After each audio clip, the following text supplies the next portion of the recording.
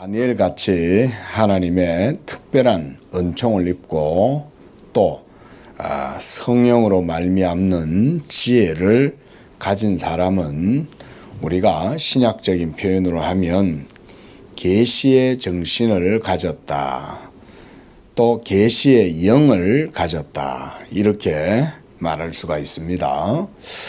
성령을 받았다는 말은 말씀의 영을, 지식을, 또 지혜를 받았다, 이런 말과 같습니다.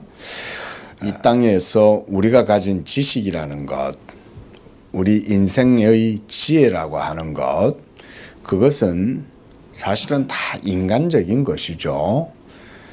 지혜라고 하는 것도 가만히 들여다보면 그 지혜라는 게 잘 먹고 잘 살고 요 정도 수준이 아니죠. 지혜는 그거보다 사실은 더 깊은 겁니다. 지혜는. 그러면 지혜의 영역은 어떤 것이냐?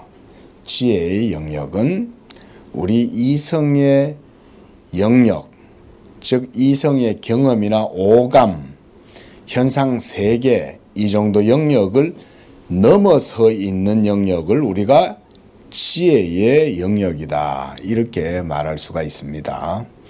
그러면 우리 인생들이 말하는 소위 knowledge, 지식이라고 하는 영역은 사실 우리의 삶에 주어져 있고 나타나진 일들을 지식의 영역이라고 그러죠. 그러니까 그런 의미에서 보면 지혜는 지식보다 좀 더 차원이 높은 개념이에요. 그러면 이 지혜의 소위 영역이라는 것은 어떤 거냐? 지금 제가 말씀드리고 있는 이런 지혜라고 하는 인간의 지혜의 영역은요, 좀 구체적으로 말하면 율법의 영역이라고 할 수가 있습니다. 율법의 영역이라 하면 우리가 성경 공부 시간에도 배웠는데요, 하나님께서 모세에게 주신 율법, 그것만이 율법이 아니에요, 여러분. 성경에서 말하고 있는 노모스, 로, 율법의 개념은 그것보다 더 넓게 광의적인 그런 의미가 있습니다. 그건 바로 하나님이 창조하신 이 모든 세계의 역동성과 질서, 이런 것들까지도 우리가 율법의 영역이라고 할 수가 있고, 또 보다 더 세밀하게는 우리 사람의 인간 마음 속에 있는 도덕적 본성, 인간의 양심도 율법의 영역이라고 할 수가 있어요. 그러면 지혜라고 하는 것은 뭐냐? 지혜라고 하는 것은 인간의 종교적인 본성, 초월적 의식, 그 속에서 인간들이 가지게 되는 그런 생각과 의식들, 이런 것들을 우리는 지혜라고 할 수가 있습니다. 왜냐하면 삶을 살아가다 보면 그런 컨디션, 그런 조건들을 우리가 무시하고 살아갈 수가 없죠. 그렇잖아요. 우리가 맨날 먹고 사는 것만 인생의 삶이 다가 아니잖아요. 그죠? 살아보면 사랑의 문제도 있고, 용서의 문제도 있고, 자비의 문제도 있고, 또 선행, 또 구제의 문제도 있고, 이런 여러 가지 종교적이고 윤리적인 문제도 우리 인생의 삶에 다 연결되어져 있잖아요. 그렇죠? 그러니까 지혜의 영역은 그쪽 영역이라고 할 수가 있어요. 우리가 살아가는 삶에 나타나진 그런 모든 내용들은 우리가 지식, 소위 좀 쉽게 말하면 인포메이션, 또 데이터, 이런 영역인 거고, 지혜의 영역은 그것 이상을 넘어서서 인간의 윤리, 인간의 가지고 있는 어떤 우리가 철학적으로는 선험적이다, 이런 표현도 씁니다. 아프리오리라는 쓰는데 그런 것까지 우리가 얘기할 필요는 없지만은, 쉽게 말하면 인간의 의식 속에 있는 종교적이고 영적인 영역들도 있죠. 그렇죠? 사람이 꿈을 꾸고 하지만 꿈을 무시하진 않잖아요. 보통 사람들이. 종교를 사람들이 하나님을 안 믿는다고 하지만 종교를 떠날 수 있는 인생은 하나도 없죠. 예, 그러면 그 지혜의 영역이 바로 그 영역이다.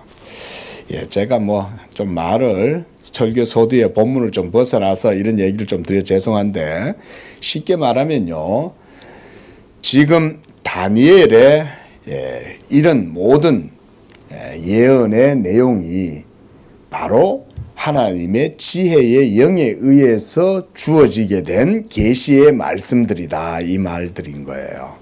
그런데 오늘 본문에도 보면 4절에 마지막 때까지 이 말, 그러니까 하나님께서 다니엘에게 계시해 주신 그 모든 환상과 계시의 내용들, 그것들을 간수해라는 거예요. 왜 간수할까요? 간수해라면 킵해놓으라는 얘기잖아요. 그렇죠? 왜 그것을 간수하라 그러냐? 그것이 언젠가는 반드시 이루어질 때가 있기 때문에 간수해 놓으라는 거예요. 또 봉함하라 그랬습니다. 봉함하라는 말은 다니엘의 시대와 그리고 그 마지막이 될 때 그 시대까지 그 기간 사이에 갭이 있잖아요. 그렇죠? 그러면 그 사이에 있는 이 텀, 이 기간 동안 이 계시의 말씀이 완전하게 드러나지 않기 때문에 그거를 봉함해 놓으라 이렇게 말하는 거예요. 근데 이 봉을 해면 나중에는 어떻게 됩니까? 반드시 이 봉함을 뗄 때가 있죠. 그렇죠? 예? 이런 게 이제 저는 역사의 개념이라고 생각을 합니다. 하나님께서 역사의 두루마리를 펼치시고 그 역사의 의미를 밝히 드러내실 때가 이 봉함이 이제 딱 인이 떨어지는 때죠.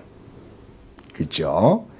그래서 요한계시록에 보면 하나님께서 천사에게 명하셔서 천사에게 인을 떼라 이런 내용들이 나오죠. 그래서 천사가 인을 하나씩 뗄 때마다 이 땅 가운데에서는 엄청난 일들이 일어나게 되죠.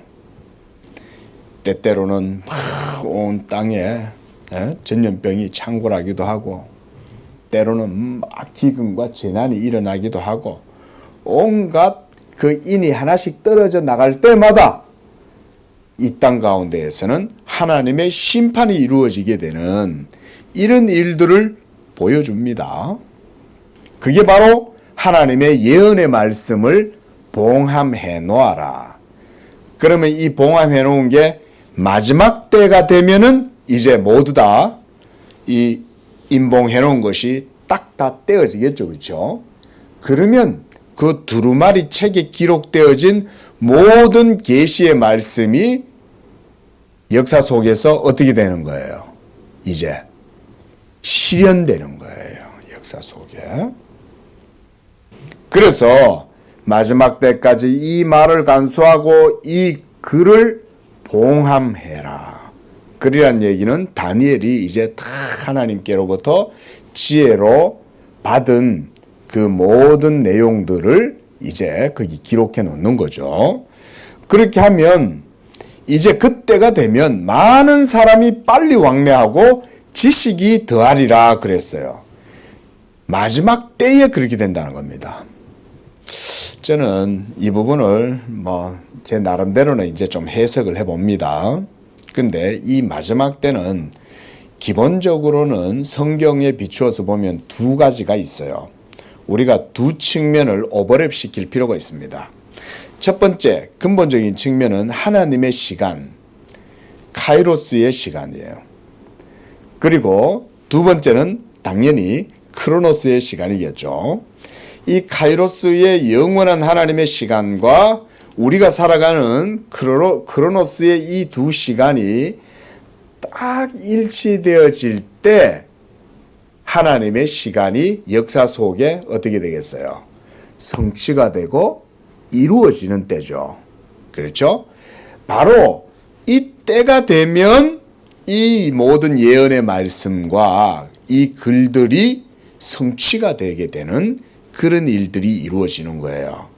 그러면 역사 속에서 이 크로노스의 시간이 이루어지게 될 때는 역사 속에 살아가는 많은 사람들이 지식이 더해진다는 거예요. 왜냐하면 하나님의 영원한 카이로스의 시간이 역사 속에서 이제 실현되고 이루어지게 되니까 사람들 속에 있는 이런 지혜가 지식을 모두 다 형성하고 이루어지고, 그러므로 사람들이 빨리 왕래하고 지식이 더한다. 제가 여기서 이게 사람들이 지식이 더해지면 시공간이 줄어들잖아요. 여러분 아시죠? 옛날에는 서울에서 부산 한번 가려면 한 6시간 걸렸잖아요. 요새 얼마 걸립니까? 2시간 반 걸립니까? 부산까지? 그런가요? 2시간 반 걸리나요? 예, 그렇죠. 그리고 이게 전 세계가 이제는, 옛날에는 제가 아주 청년 때만 해도 국제전화 한번 하려면은 정말 큰 마음 먹고 국제전화 해야 되잖아요. 그리고 할 얘기도 다 적어놓고 아니면 전보치고 뭐 이런 건데, 예? 요즘은 뭐 시간이 어디 있어요. 얼마 전에 우리 교회 왔다 가신 권사님, 미국의 일리노이주에 애리조나에 계신다 그랬나요? 아무튼 그 권사님이 카톡으로 이렇게 좋은 글들을 이렇게 보내주시는데, 아침마다 이렇게 딱 보내주셔요. 우리 아침이면 미국에는 거기는 이제 밤 저녁이잖아요. 그 저녁 때 되면 이렇게 보내주시고, 그 어쩌다가 제가 이제 답장이 좀 늦어지면 어떨 땐 답을 못 해요. 왜냐하면 여기에서 낮에 답을 하면 거기는 한밤중이라서 이 잠을 깨우는 게 제가 신뢰가 될 것 같아가지고 어떨 때는 이제 답을 뭐 안 합니다. 근데도 참 친절하게 좋은 글들을 잘 보내주셔서 참 유익한 것 같아요. 자, 지금 이런 시대죠. 어때요? 빨리 왕래하는 시대가 된 거죠. 그렇죠? 예. 우리가 대구도 뭐 1시간 반이면 갑니까? 휙 하고 내려가고, 저번에도 한번 저기 익산까지 내려가는데도 보니까 1시간 만에 내려가더라고요. KTX. 중간에 경유하면 한 1시간 30분 정도 걸리고. 금방이잖아요. 차 타고 내려가면 3시간 이상 걸리는 그런 곳을 그냥 막 휙휙휙 다니죠.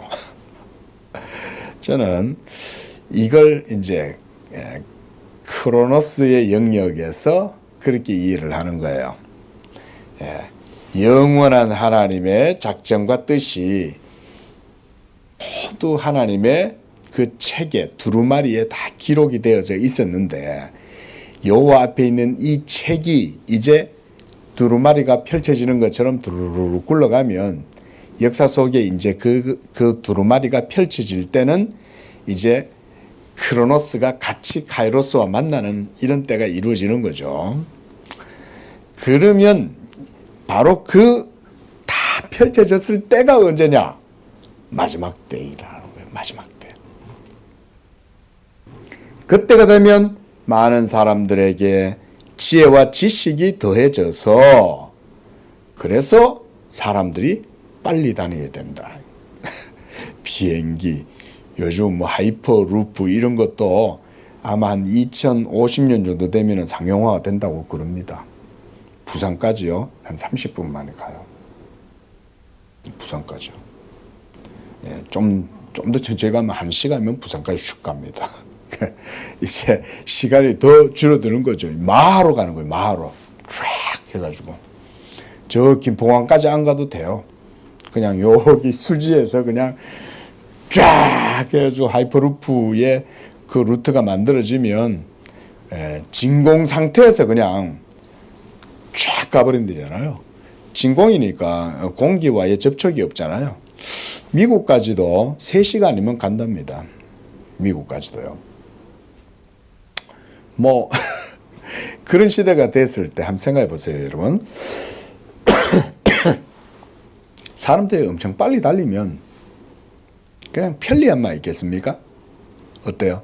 목사들은 신학 공부를 하고 목사는 이런 생각만 해요. 예? 그래, 빨리 왕래한다. 빨리 왕래한다는 건 편리함만 더해지는 건 아닌 겁니다, 여러분. 빨리 다닐 때는 인프라가 있어야죠. 그죠? 맞잖아요. 일단 과학 기술이 있어야죠. 그 진공의 상태를 만들 수 있는 그런 튜브도 만들어야 되고, 또 그 속에서 철로 레일 위로 달리는 게 아니라 딱 자기 부상식으로 해가지고 밑에 접촉도 없어요. 그냥 붕 떠가지고 그냥 쫙 가는 거예요. 우리 옛날에 진짜 SF 영화에서는 보듯이. 그런 것들이 이루어지려면 뭐가 있어야 될까요? 인간에게 지혜가 있어야죠. 근데 그런 지혜들이 어디서 나오겠어요? 하나님의 창조의 속성 속에 있는 물리적인, 수리적인 이런 지혜가 인간들에게 더해질 거 아닙니까? 그런데 여기서 말하는 지식은 그런 일반적인 그런 과학적인 지식, 그것 이상의 지식을 말하는 거예요. 영적인 지식이라고 할 수 있고, 그리고 그 영적인 지식이란 예수 그리스도의 구속의 이 역사, 새 창조의 역사가 이 우리가 살아가고 있는 이 크로노리컬한 이런 상황 속에, 역사 속에 이루어진다는 걸 저는 의미한다고 생각해요. 실제로 우리나라를 한번 보세요, 여러분. 구한말, 그리고 물론 뭐 역사가 막 여러 가지 사변을 겪으면서 우리나라가 이제 개화의 그런 진통을 겪었잖아요. 그 과도기에서. 그렇죠. 하지만 복음이 들어오니까 이 한반도의 역사가 새로운 형태로 바뀌죠. 그죠?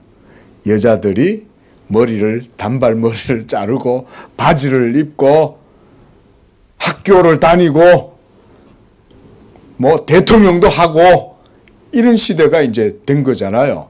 100년도 안 돼서 그런 일이 벌어진 거죠. 옛날 같으면 상상도 못할 일 아닙니까? 어디 여자가 이러잖아요, 옛날에.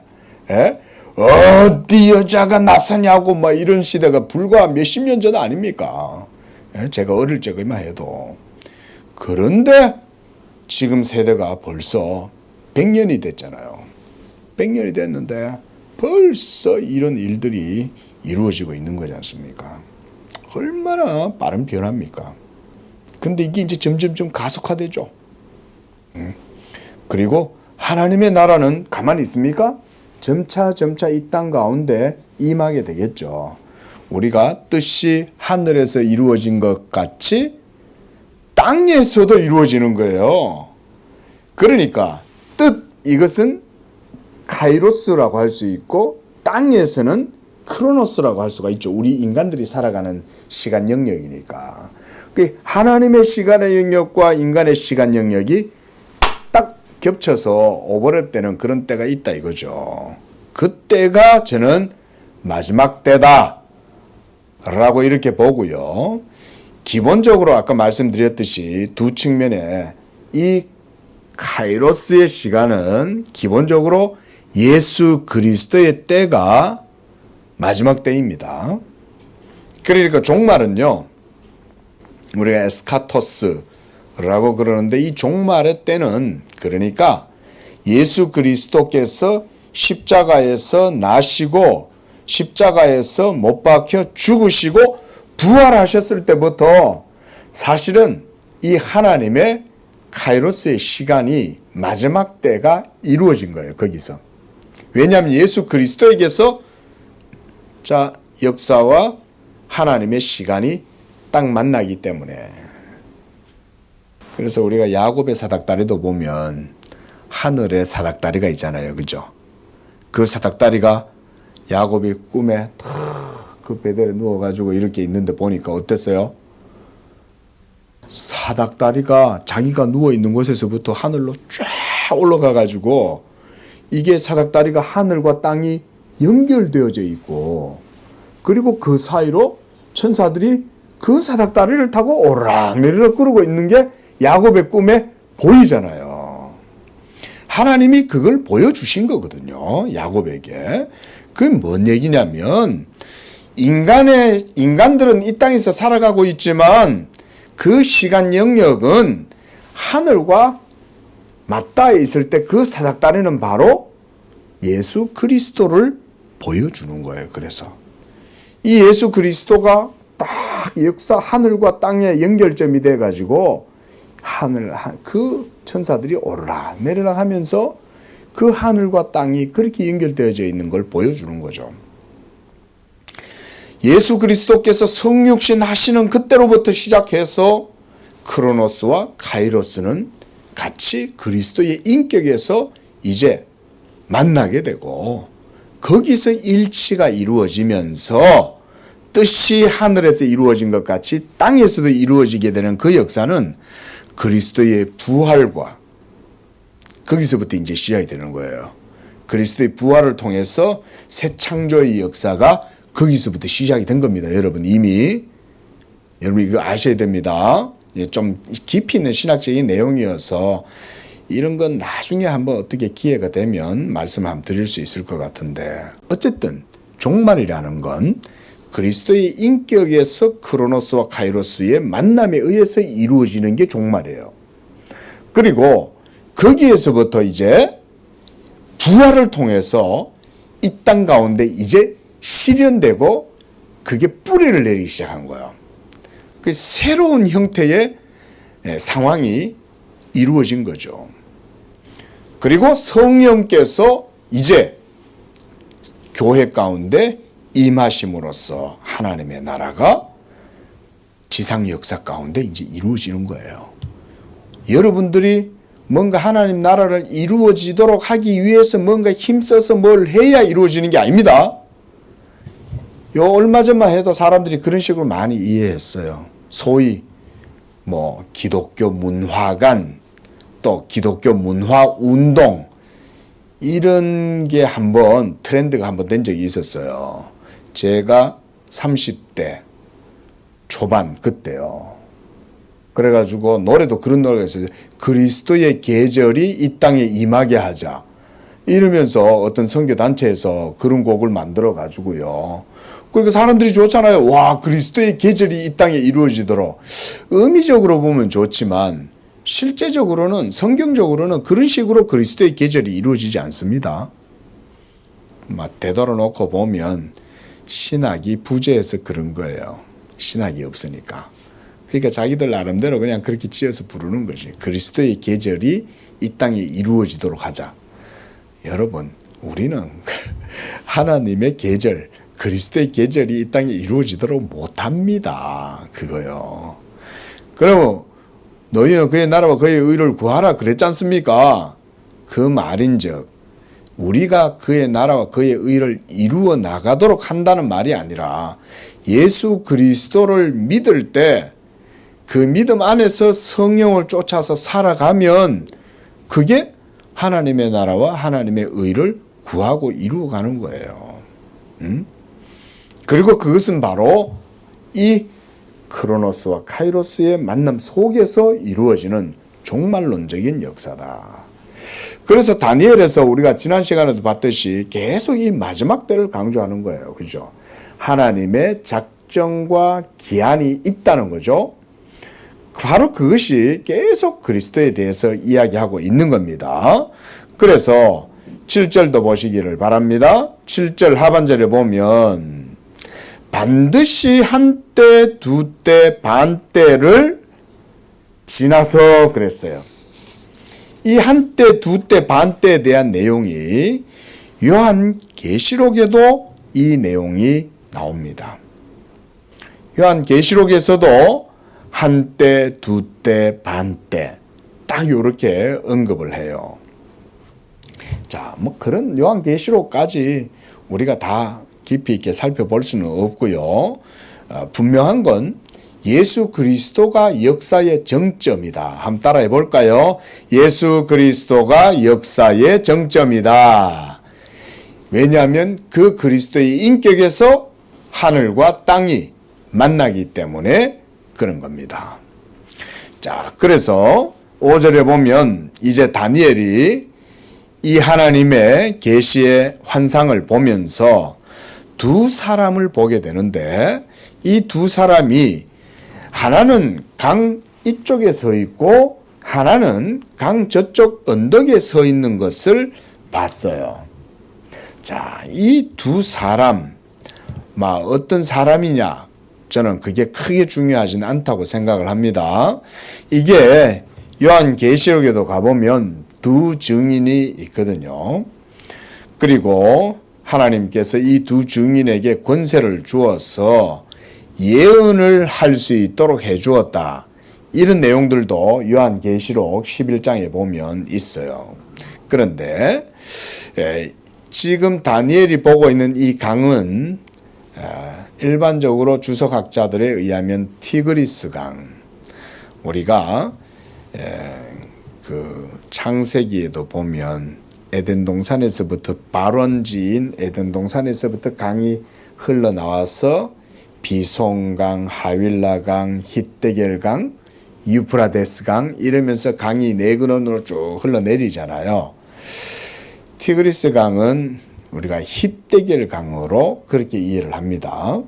그런데 이 히데겔 강이 바로 거기서부터 흘러내려서 어디로 흘러 들어가냐면 이제 메소포타미아, 수메르 지역 이쪽으로 유프라데스 강과 티그리스 강이 쭉 흘러가지고 이렇게 이제 흘러내려가는 거예요. 그런데 지금 다니엘은 이 을레강변에서 좌우편에 서 있는 바로 이 두 사람을 보는 거죠. 그리고 6절에 그 중에 하나가 세마포 옷을 입은 자, 곧 강물 위쪽에 있는 자에게 이르되 이 놀라운 일의 끝이 어느 때까지니까? 라고 이렇게 물어요. 이 놀라운 일, 지금 이 놀라운 일이란 마지막 때에 이루어지게 될 일이죠. 새 창조의 역사인 거예요. 이 놀라운 일은 하나님의 경륜이 새롭게 이루어지게 되는 그런 일들, 우리가 신학에서는 기본적으로 구속, 경륜, 사역 이렇게 이제 할 수가 있습니다. 우리가 이제 바빙크도 책의 이름을 마그날리아 데이 이렇게라고 적었잖아요. 하나님의 큰 일이다. 그 하나님의 큰 일이 예수 그리스도를 통해서 역사 속에 이루어진다. 이게 하나님의 큰 일입니다. 자, 이렇게 일의 끝이 어느 때까지 될 것이냐? 자, 이 질문은요. 예수님의 제자들도 예수님께 이 질문을 했어요. 사도행전 우리가 1장 6절 한번 볼까요? 자, 사도행전 1장 6절. 자, 제자들이 예수님이 승천하시는 바로 그 시점에 예수님께 이렇게 물어요. 우리 함께 읽어보겠습니다. 시작. 그들이 모였을 때에 예수께 여쭈어 이르되 주께서 이스라엘 나라를 회복하심이 이때니까 하니 이르시되 때와 시기는 아버지께서 자기의 권한에 두셨으니 너희가 알 바 아니요. 이렇게 말씀하셨어요. 우리 이번에는 마가복음 13장 32절 시작. 그러나 그 날과 그 때는 아무도 모르나니 하늘에 있는 천사들도 아들도 모르고 아버지만 아시느니라. 하나님의 카이로스 시간, 하나님의 때를 카이로스라고 그러죠. 이 때가 있는 거예요. 그것은 기본적으로 우리가 창세 전에 하나님께서 세상을 창조하시기 전에 하나님 마음 안에 있었던 하나님의 작정과 계획, 그리고 그분의 뜻이겠죠. 이 뜻이 영원 전부터 하나님 안에 있었던 거예요. 그리고 이것이 이제 때가 되어서 이루어질 때가 되었는데 예수님을 통해서 이 카이로스와 크로노스가 만났지만 여전히 예수님도 아직은 그 때가 안 됐다 이렇게 얘기하고 있는 거죠. 그렇죠? 예수님이 승천하셔야 될 일이 남아있고 성령이 오셔야 될 일이 남아있고 또 예수님이 승천하셔서 하늘 보좌에서 온 우주의 왕으로 등극하고 제위, 영광을 받으셔야 할 그런 일들도 남아있고 그 다음에 마지막 날, 이때가 이제 마지막 날이에요. 온 우주의 심판이 이루어지게 되는 그 날이 되면 예수님이 이 세상에 다시 오실 때 심판주의 권세를 갖고 이 세상에 오시는 거예요. 그때까지예요. 그래서 이제 다니엘서 7장 하반절에 보면 한때, 두때, 반때를 지나서 성도의 권세가 다 깨지기까지이니 그렇게 되면 이 모든 일이 다 그때가 되면 끝나게 된다. 이게 바로 저는 예수 그리스도의 재림의 때라고 이렇게 해석을 합니다. 조금 정리를 해볼게요. 하나님의 영원하신 작정하신 뜻, 계획이 경륜을 통해서 카이로스의 시간으로 역사 속에 이루어지게 될 때 이 카이로스의 시간과 크로노스의 시간이 만나게 되는 그 시점은 예수 그리스도의 성육신을 통해서 이루어지게 된 것이다. 저는 이렇게 해석을 합니다. 그리고 아들도 그 하나님 아버지의 영원하신 작정과 계획과 때가 감추어져 있다고 말씀을 하면서 하늘의 천사도 알지 못한다 그랬고 아직은 그 때가 아니라 그랬어요. 그 때가 이루어지게 되는 때는 그러므로 예수 그리스도가 다시 재림하게 될 그 때를 저는 얘기한다고 봅니다. 성경이. 그렇게 되면 모든 감추어진 것들이 다 드러나겠죠. 완전 범죄를 저질러도 자기도 알고 하나님도 알아요. 다른 사람은 몰라도. 그러면 그때가 되면 그런 것들까지 다 드러나는 거예요. 예? 온갖 모든 악한 일을 행했던 자들의 악한 행위도 그때가 되면 다 드러나는 거죠. 자, 그래서 7절 상반절에 보면 강 북쪽에 있는 언덕에 있는 세마포 옷을 입고 있는 자가 하늘을 향하여 영원히 살아계시는 이를 가리켜 맹세하는 거예요. 저는 이 부분에서 이 세마포 옷을 입고 있다는 이것은 저는 그리스도를 보여준다고 생각합니다. 그리스도께서 이와 같이 하늘 아버지의 뜻을 이루시기 위하여 기본적으로 세마포 옷을 입는 것은 예수 그리스도를 의미하는 경우가 많거든요. 그래서 하늘에 살아계시는 이 하나님을 가리켜 맹세하잖아요. 맹세도 아무나 못하잖아요. 맹세는 사실은 신적인 권한에 달려 있는 거거든요. 그래서 우리가 성경에서 맹세하지 말라 그러죠. 왜냐하면 맹세는 하나님만 하실 수 있기 때문에 그래요. 우리는 맹세해놓고 좀 이따 죽어볼 수 있잖아요. 그죠? 내일 반드시 너한테 10억 줄게. 오늘 어떻게 그 맹세해 자기 수중에 1,000억이 있어요. 그래서 다른 사람한테 자기가 기부를 한다고 그래 내가 내일 10억 너한테 줄게. 그렇게 한다 한들 우리가 그 시간을 보장할 수 없잖아요. 그죠? 오늘 차 사고가 나서 죽을런지 갑자기 뇌경색이 왔든지 뭐 심장마비가 왔든지 어떻게 딱 갈지 어떻게 알아요? 인간은 그래서 맹세하지 말라는 거예요. 하늘로도 맹세하지 말고 땅으로도 맹세하지 마라. 그 얘기가. 그래서 맹세는 하나님께 속한 거예요. 그러니까 여기서 세마포 옷을 입은 이가 하늘을 향하여 맹세하는 내용은 뭐냐면 그리스도께서 역사의 주관자고 하나님의 뜻을 이루어 가시는 분이니까 맹세한다. 저는 이렇게 해석하는 게 좋다고 봐요. 그러니까 세마포 옷을 입은 분은 반드시 그리스도다. 이렇게 보는 거죠. 자, 8절에 내가 듣고도 깨닫지 못한지라 내가 이르되 주여 이 모든 일의 결국이 어떠하겠나이까 그랬어요.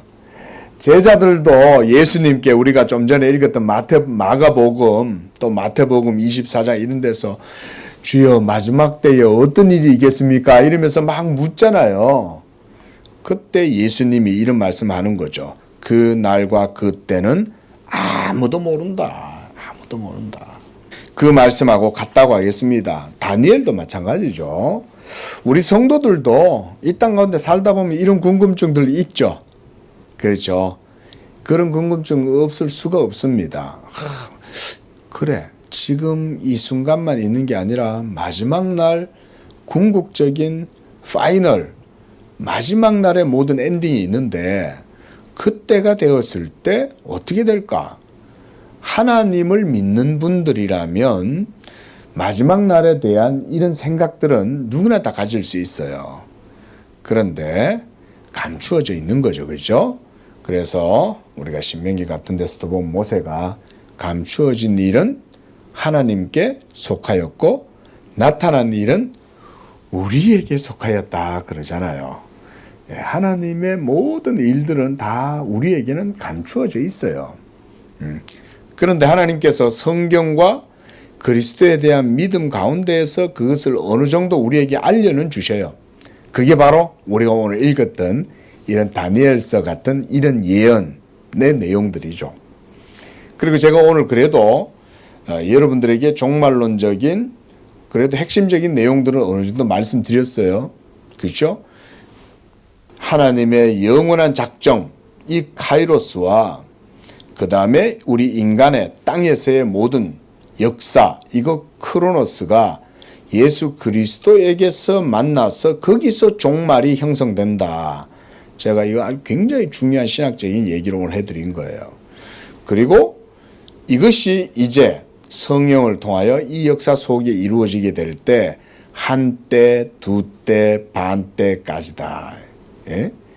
이 모든 일들이 이제 하나님의 정한 때가 있고 바로 그 때가 이루어지게 될 때 성도의 권세가 다 깨지고 그제서야 비로소 하나님의 모든 이제 일이 이루어지게 된다.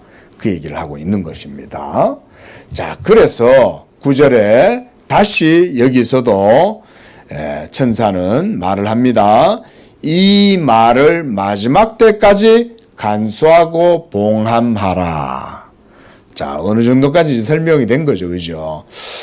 저도 뭐 아주 깊이 있게까지는 말씀을 안 드렸어도 기본적인 종말의 핵심적인 내용은 개략적으로 말씀드린 거예요. 그러니까 마지막 때는 궁극적인 마지막이 있는 거죠. 그 마지막 때가 되면 온 우주가 예수 그리스도의 말씀 앞에 다 드러나게 돼요.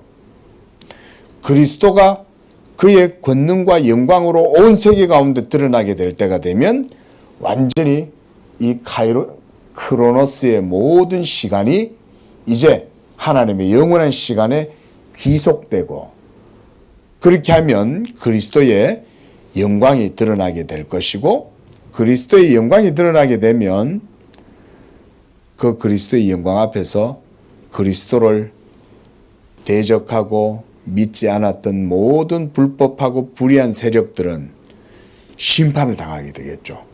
그렇죠? 그리고 사탄과 심지어 사망까지도 싹 다 모든 세계 가운데 제거돼요.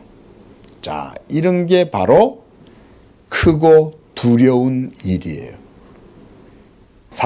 지금 다니엘이 여기서 말하는 크고 놀라운 일, 이런 모든 내용들이 바로 제가 오늘 드린 이런 종말에 이루어지게 될 일들이다 그랬습니다. 자, 10절에서부터는 간단하게 볼게요.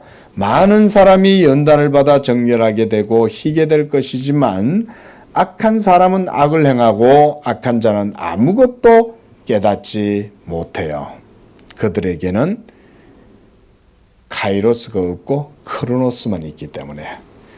그냥 자기들이 속한 살아가는 그 시대와 상황만 자기들에게 의미가 있다고 생각하지, 무슨 뭐 신이 무슨 뜻이 있고 작정이 있고 계획이 있어가지고 그 계획이 우주의 궁극적인 목적을 향하여 나아가고 지향점이 있고 그래서 그 영원한 작정이 경륜 가운데서 이루어진다, 이런 걸 그들은 믿지 않죠. 그러니까 아무도 깨닫지 못하는 거예요, 그 사람들은. 그래서 우리가 사도도 그런 말을 하잖아요. 성령의 사람은 육에 속한 사람들에게 판단을 받지 아니하고, 또 육에 속한 사람은 영적인 일을 알지 못한다, 이러잖아요. 그렇죠? 영적인 일들에 대해서 전혀 몰라요, 육적인 사람들은. 우리가 뭐 이렇게 모여가지고 수요일 날 이 시간에 일도 있는데 바쁜 일 다 제쳐놓고 나가지고 예배 드리고 이러고 있을 때 그 사람들이 이런 게 이해가 안 되는 거예요. 저 모여가지고 뭐하냐, 이런 게 육에 속한 사람들이죠. 그들은 하나님을 모르고 생각하고 있지 않기 때문에 그저 자기들에게 주어진 매 순간순간 그렇게 그냥 드문드문 살아갈 뿐인 거예요. 배고프면 뭐 사 먹고, 사 먹을 돈 없으면 일하고, 일해서 일한 만큼 돈 벌어가지고 배부르게 먹고 살고, 그런데도 돈을 못 벌면 또 부업도 해보고, 부업까지 안 돼가지고 도저히 자기 에너지가 안 되면 또 변칙도 쓰고 거짓말도 치고 이러면서 다른 사람들의 돈을 훔치기도 하고 뭐 이러면서 그냥 살아가는 거죠. 이게 그래 따지면은 뭐 그냥 둘이 야생에서 살아가는 짐승들이 사는 방식이나 뭐 크게 다를 바가 뭐 있어요. 육적 삶을 그렇게 그냥 사는 거죠. 하지만 하늘의 사람들은 그렇지 않죠. 하늘을 바라보는 거죠. 그죠? 응? 그래서 느부갓네살 왕도 하나님이 야수처럼 만들어버리고 난 다음에 다시 정신이 돌아오니까 느부갓네살이 어떻게 했어요? 영원히 살아계신 한 분이 계시는 하늘을 이렇게 봤다, 그런 얘기를 하잖아요. 응? 하늘에 하나님의 역사가 있고 하나님의 작정하신 계획과 뜻이 있어요. 그래서 오직 지혜 있는 자는 깨달으리라. 이것도 우리가 간단히 말하면 예수 믿는 사람들이 지혜 있는 자입니다. 예수를 믿으면 하나님을 알게 되고, 예수를 믿음 통해서 그 하나님의 일도 지혜도 깨닫게 되는 거예요. 제가 아까 지혜에 대해서 말씀드렸잖아요. 지혜란 바로 하나님께 속한 것이 진정한 지혜입니다. 진정한 지혜. 자, 이제 11절부터 13절까지는 이제 하나님께서 다니엘이 속한 시대 속에 이루어지게 될 일, 그리스도께서 오실 그때까지의 일들에 대해서 얘기를 하면서 매일 드리는 제사를 폐하고 멸망하게 할 가증할 것을 세우고 1290일을 지낼 것이다. 자, 이거 바로 안티오쿠스 에피파네스라고 말했습니다. 그렇죠?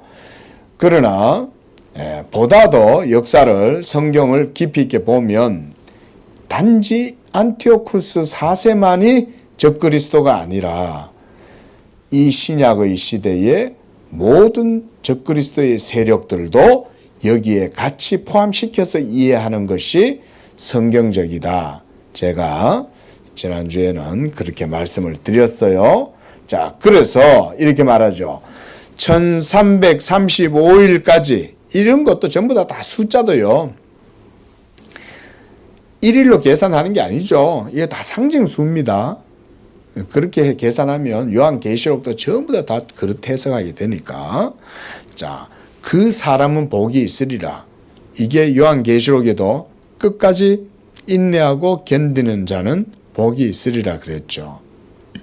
그런 말씀입니다. 그래서 너는 가서 마지막을 기다리라. 자, 우리가 이제 에스겔서에서도 새벽기도 때 그런 얘기도 봤지만 마지막 때가 결국은 예수 그리스도가 역사의 중심이고 종결이에요. 예수 그리스도께서 하이라이트고 예수 그리스도에게서 역사의 종점이 거기에 이르는 거예요. 그래서 마지막을 기다리라는 거예요. 그때까지 성도들은 뭐 한다? 어디서? 무덤에서 기다리는 거예요. 무덤에서. 우리도 언젠가는 이 세상 다 떠나가게 될 거 아닙니까? 그러면 그리스도 안에서 우리도 다 잠자고 그리스도 안에서 기다리는 거예요. 우리 육체의 부활을. 이 육체가 부활하게 되는 바로 그때가 되면 죽은 자들이 다 그리스도의 영광 가운데 다시금 다 살아납니다. 큰일이죠 이게. 이게 하나님 큰일 아니겠어요? 이런 일들이 있을 것입니다. 그래서 네가 평안히 쉬다가 끝날에는 너의 몫을 차지하고 얻을 것이다. 이렇게 얘기합니다. 성도의 몫이죠. 여기서는 저도 이거는 다니엘 개인의 몫, 그 의미도 있겠지만 우리 모든 성도들에게도 저는 동일하게 적용될 수 있다고 봅니다. 여러분이 이 땅 가운데에서 살아가실 때 크로노스의 시간 속에서 이 육적 삶 속에서 이 생애 속에서 살아가실 때 여러분들이 믿음으로 말미암아 수고하고 믿음 때문에 참고 견디고 인내했던 그 모든 것들에 대한 보상을 받을 날이 반드시 오게 될 것이다. 저는 이렇게 해석을 하는 겁니다. 자, 기도하겠습니다. 자비로우신 주님 감사합니다. 오늘 또 다니엘서 강해를 부족하지만 우리가 하나님 주시는 은혜 안에서 마무리를 하고자 합니다. 하나님의 때는 감추어져 있고 그래서 이 묵시는 인으로 봉함이 되어져 있어서 능히 그것을 뗄 자가 없지만 그 봉인을 뗄 자가 있사오니 그는 바로 다윗의 자손 그리스도께서 이 인봉을 떼시고 그로 말미암아 모든 역사가 이루어지게 되는 줄로 믿습니다. 우리 성도들이 이 땅을 살아가지만 하나님의 카이로스의 시간이 우리의 모든 크로노스의 시간 속에 이루어진다는 사실을 기억하고 하나님을 경외하고 믿음 가운데 인내하면서 마지막 때를 기다리며 소망 가운데 살아갈 수 있는 그런 우리 양재교회 성도들의 믿음 되게 도와주옵소서. 믿음으로 참고 인내하고 수고하고 열심을 다하여 주를 섬긴 우리 성도들의 믿음도 마지막 날 하나님께서 영원한 상급으로 더해 주실 줄로 믿습니다.